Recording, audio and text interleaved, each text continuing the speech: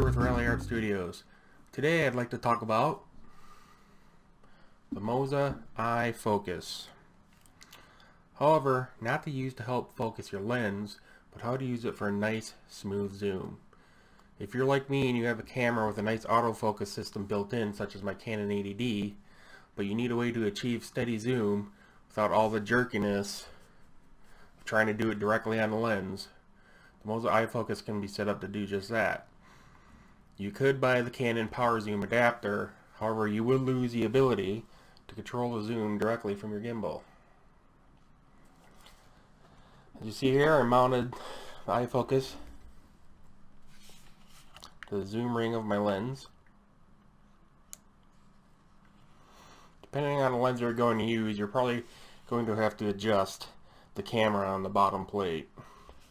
It can be a bit tricky at first, especially with the 18 to 135mm lens. And you'll probably have to adjust the height of the iFocus on this rod here that comes with the Moza Air 2. But once you get all that set up, it's ready to rock. So sit back and let me show you what it can do. Okay, as you can see here, I'm focused on my guitar in the foreground, and now I'll pan over to my son's Godzilla in the background. I'll do a nice smooth zoom out, and I'll pan up, focus on my son's and I Star Wars Lego, which seems to grow every year. So I'm just practicing some moves, practicing using the zoom and the focus at the same time, which means having to use the thumbstick and the focus wheel on the gimbal, which is a bit tricky doing both at the same time, but with practice, expect to master it. Should be able to get some really nice shots with it. Now, I am going to get the Blackmagic Pocket Cinema 4K, which unfortunately does not have autofocus like the Canon 80D, which means I will be using my Moza iFocus to help focus on my Pocket 4K, which should be great. Just unfortunately, I'll lose that nice smooth zoom, so I'll have to find another solution for that once I start using that camera. But as you can see,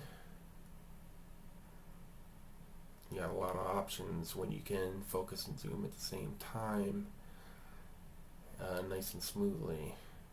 Like I said, it's just a bit of hand trickery, getting used to doing it all at the same time.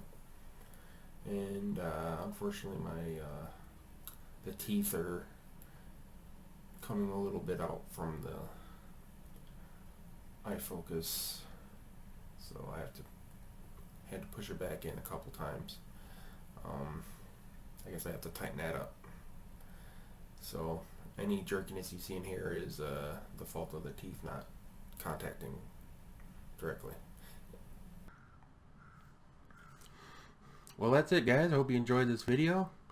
If you did, please like, share, and subscribe, and I'll be back soon with a full review of the Moza Air 2 gimbal. I'm loving it so far.